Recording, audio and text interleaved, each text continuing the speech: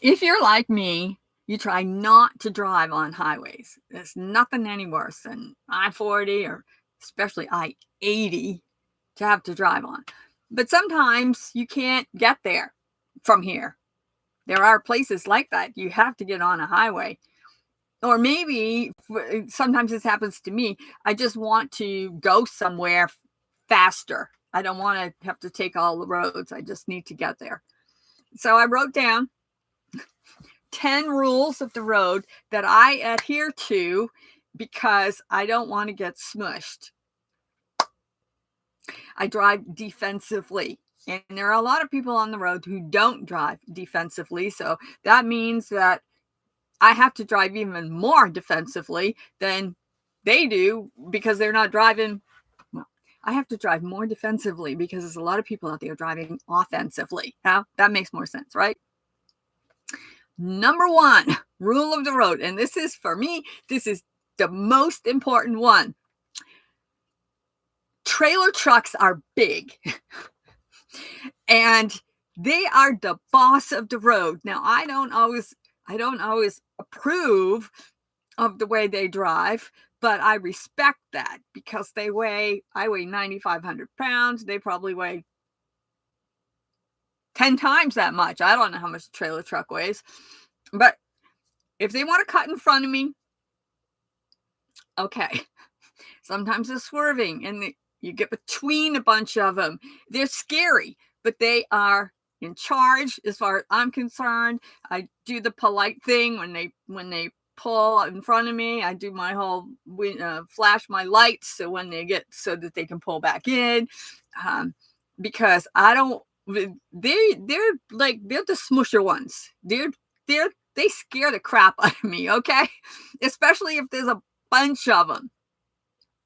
So number one, watch out for the semis because they can actually smush you. I have not seen a lot of accidents with semis, so I think most of the drivers are very competent. So, but still, I gotta give them their room. Number two, I don't care what you think. I cannot stop on a dime. Some of these things have to do with other people that really need to know this. So if you don't live in a van, or maybe probably is worse with a travel trailer or with a fifth wheel, because you got more stuff behind you that's pushing you. So it's probably even worse with that. But I cannot stop on a dime, no matter what you think I can. And I have to tell you, some of the worst ones for me are if you're on an open place and you see a green light way down there and you don't know if you're going to make it or not. So I slow down, I get closer, and it looks like I'm going to make it. But I have to tell you, I've gone through a whole lot of yellow plus lights, like almost there. Because I can't. If somebody stops right in front of me, that's a very bad thing, because I probably can stop really fast, but if I do, my whole house is in my lap, and that's not safe either. So remember, if you're driving a car and you're watching this, please remember that us biggies cannot stop really fast. So give us a break so that we don't smush you and we don't get smushed. Wind is not your friend. If you have a tall vehicle like I do, and like any kind of an RV really does, tall, wind can take you and push you all around, and it really can. It's very dangerous. If you see trailer trucks ahead of you or behind you that are swerving, you know that they're in the wind, and so that means it's going to affect you as well. So take that in mind. I remember one time I was out in Arizona driving, and an actual sandstorm came, and the wind was so bad that I had to stop. That's how bad it was. And there were other people that had to stop too. So pay attention to the wind. Actually, check the forecast. Like right now, I'm in the panhandle of Texas, and the wind is going to be up to 20 miles an hour today. So, but I don't have any highways to get on. So, but wind is not your friend. Never speed downhill. So this one is a little tricky because you're going to get, if you're going downhill, you're going to get going faster. And the more you weigh, the faster you're going to get going. And the main thing I don't want to do is I don't want to burn my brakes up, because if you keep going like this, that's going to happen. So if you see those trucks over there that are in that right-hand lane and they're going really slow, they've got their engine gear down or engine brake on or whatever it's called, get in the line. I don't like to get in the line, but take that as a warning. And I use low gear. I know how to do that because my brakes they're not cheap. So anyway, don't speed going downhill, because you're gonna wear out your brakes really fast, and in addition to that, it's dangerous. Okay, blind spots. I don't care what you have. I mean, even a car, you have blind spots, but I have bad blind spots in my van because of the way that it's laid out and how long it is. So I continually keep track of what's going on in my mirrors. But if there's somebody right behind me, I can't see them. So I always assume there is somebody in my blind spot. Just assume it until I can prove it wrong. Which who knows when that may be. But until I can prove it wrong, I always assume somebody is in your blind spot. Number 7. And people, if you're in cars, you have to understand this. And this is really interesting. Oh, okay. So don't try to turn like a car. You need a whole lot more room to make that turn. And it's very interesting because there will be times when you're going to turn in somewhere and there's some cars there and you need more room, and people behind you are getting mad because you can't drive in, and the cars, they're like, what's going on? Why aren't you driving in? But you really can't. I have a particular place that I go to here in Texas that is out. It's out, and I have to make a turn onto a road, a street, to go where I want to go. And it's set up so you really have to make a wide turn. So you have to actually, when you turn, you're going to end up in the opposite lane that you're supposed to. I've had to sit there and wait a few times, more than once, for the vehicle there to actually leave the space so that I can get in. But you can always tell if somebody understands what you're going through, because I've had this happen many times too.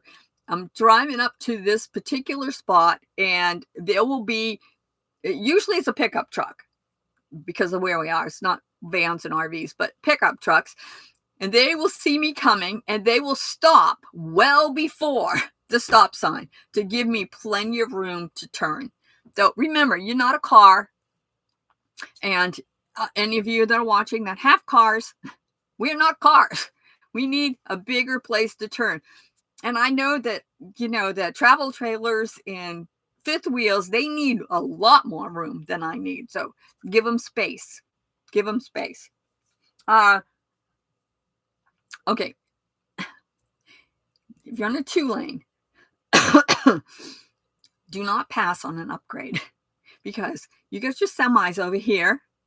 And if you try to go by them, there is an exception, but if you try to go by them and you get stuck going slow too, and you're right opposite of semi, and you got 10 cars behind you, that's not you. First of all, you're like really pissing people off behind you. And second, you're not in a safe place.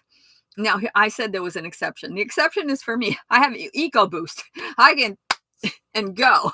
So I never really have that problem, but just remember that you really should get over in the other lane.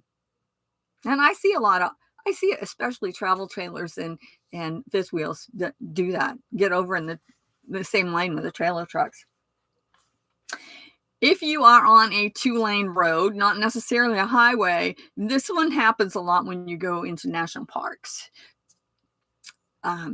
and I don't drive. There are a lot of turns in national parks, and I don't drive really fast in there. The speed limit isn't fast, but a lot of people do drive fast anyway. But there are a lot of turns, and so what happens is you end up getting a bunch of people behind you. It happens to me like all the time. So use the turnouts. If I got more than even if I only have one car behind me, I'll use a turnout and let them go by, because I don't want to hold anybody up, but I really don't want anybody tailgating me. Now, I have had that happen before where there were no turnouts and I had somebody right on my butt. And I don't know if this was the right thing to do or not, but I'm a brake tapper when that happens. I'm trying to give them the hint, get back, because I don't. That's not safe for them to be that close behind me. So anyway, I use the turnouts. And number 10, I don't generally ever drive the speed limit, because I have been on highways where the speed limit is like 85, and I'm not driving 85. I drive much slower than that, and so I always get in the slow lane. But don't let anybody try to bully you into doing something that you know is not right. Just because traffic is going 75 doesn't mean you have to go 75. And if you got somebody pushing you from behind, let them push. Don't let them make you want to go faster when you know it's not safe for you to do that. So don't let anybody bully you. And a bonus that I'm going to say is watch out for motorcycles, because they can be a little bit crazy. It's not hard for them to go really fast, really quick. And I've seen them weaving in and out, but they're really small. So be extra cautious about motorcycles. So if you're on the highway today and you are just a car or a small vehicle, especially like a Honda Civic or something, be careful. Know what we have to deal with, and next time have pity on us and try not to cause us to get smushed, and we don't want to smush you either. So anyway, that's it for today. Thank you so much for joining me. Hit that subscribe button. I come on every day and do my little mini talk, and plus with all my other videos and my life, as crazy it is.